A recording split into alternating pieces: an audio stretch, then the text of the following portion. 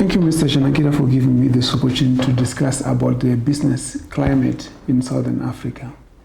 The thrust of my research is pretty much to look at where opportunities are for the young people who are aspiring to be leaders of tomorrow, especially in business, to get a sense of what you think the business climate in Southern Africa sounds like. You can concentrate on the Zim climate since you have expertise in the Zim climate, Zimbabwean climate, but also you can traverse across the whole region so that we can get a balanced sort of or an overview of your perspective. Okay, so the Southern African part of Africa, commonly referred to as SADC, which are the countries that are trading and would have common features, I think is an attractive region because the population there, at a guess, it's comfortably in excess of 100 million just within sub-Saharan Africa, or SADC specifically, which is in the sub-Saharan Africa. I am domiciled in Zimbabwe, but I've done business across the region. Clearly, the most attractive for international capital is South Africa by virtue of its size and its dominance in terms of the African continent. It's the second largest country and probably attracts the most, foreign direct investment cumulatively. Yeah. But this area is very rich in minerals. It is very diverse within itself. Zimbabwe, for example, as you know, has over 60 minerals, which are in demand, globally. And then it's got a very good climate and very good soils. So it's predominantly was a farming country. Okay, but it's been affected quite significantly by the politics, which have led to sanctions. And so it kind of is isolated, and that's cumulated. It's really resulted in hyperinflation, rapid growth in money supply as a consequence of government expenditure to counter sanctions, and also I would imagine policies that have not had the normal disciplines that go with good economic management. So that is Zimbabwe for you.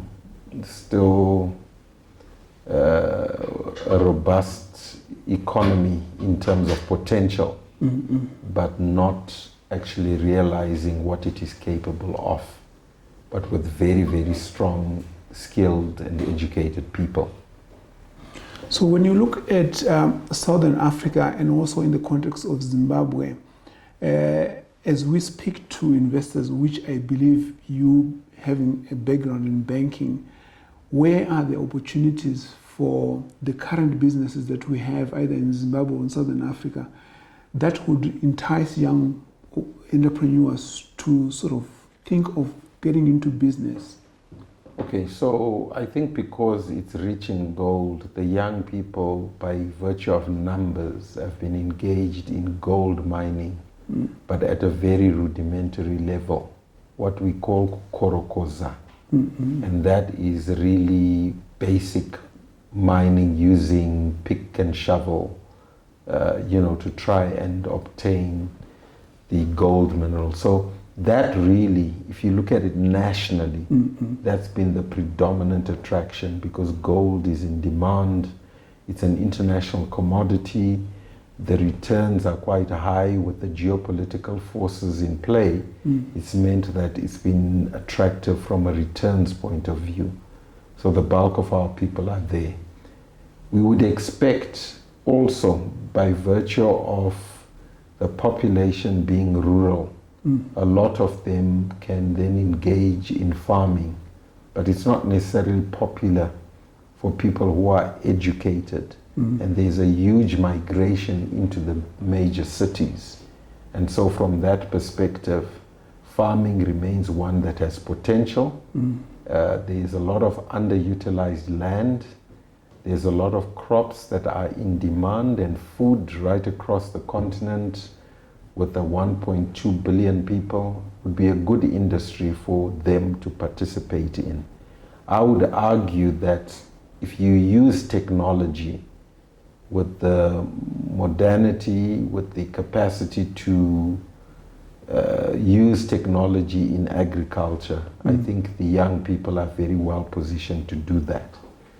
What they have tended to do is just be retailers, you know, because of unemployment, the formal sector where they would normally be absorbed because their education system is really anchored on, you know, being employable. That's why they've then resorted to teaching, nursing as the predominant occupations that they have. Those that are not absorbed in the formal sector become civil servants, and then they are absorbed also in the private sector.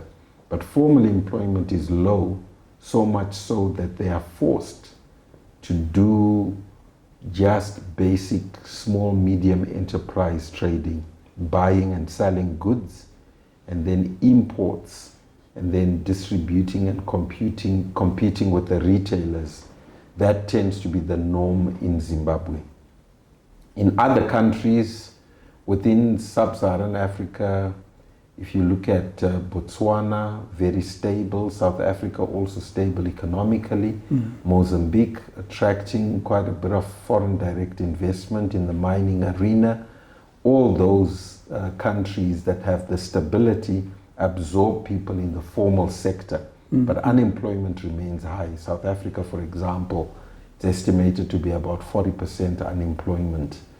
So when you then consider the region, these countries that are more stable should be the ones that should be generating a lot more formal employment.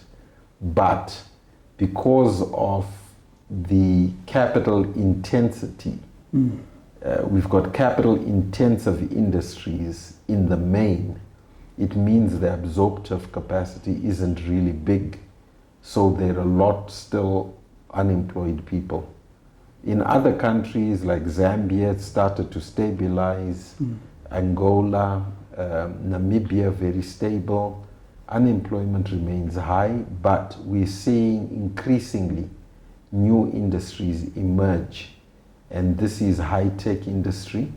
You know, apart from the usual basic food manufacturing and processing and basic production, there's very little mineral processing that takes place in sub-Saharan Africa. We're a net exporter of our minerals, and therefore these are exported raw. You look at an economy like Zambia, copper, nickel production. These are major producers, but they then need miners, they need qualified technical people, and the young people obviously do well in those industries. But I think a lot more entrepreneurial work in terms of making sure we change the curriculums of the nations in bulk within SADC. I think the training is largely so that people are absorbed in the formal sector rather than for them to be trained to think about starting their own enterprises. Yes, that's the point I wanted to bring, because you highlighted that. I've heard that from other interviews. Is there anything relating to the mindset of the younger generation that is different from the mindset you had when you were studying your business that you don't see or that you think needs to be improved? Well, I think one has got to be very specific. In a country like Zimbabwe, where there's hyperinflation, an exchange rate that's not stable, the economic environment has not been conducive for startups as such. That makes it difficult for a young entrepreneur to even dare think around, starting as we did banks. Okay. So in my generation, there are quite a number of pioneers. It was a more stable and less punishing environment. Now, they don't think scale as much. They think more small, medium, rather than think a large industry sort of business, or a large business, or a corporate entity. I think there is less so that we've seen in the last decade, for example. And that's sad in a way, but I think it's more the environment. But if you turn to a Botswana, a South Africa, even going up to Kenya, you see a huge number of entrepreneurs going into high-tech industries. And I think, again, those are opportunities that we can have here. The ones that actually go into basic core manufacturing are very few and far between in a country like Zimbabwe. So, you could process foodstuffs. You could process, cotton. We still have a very strong production of cotton, but most of those technologies are old. So you could look at refreshing those industries, but these are refreshed with technologies that cost a lot of money. Now, do they have the financial muscle and acumen to be able to start up? I would say less so. But in countries like Botswana, Namibia, I think if one came up with a concrete project, well researched, one could embark on such a venture as a new venture, so to speak.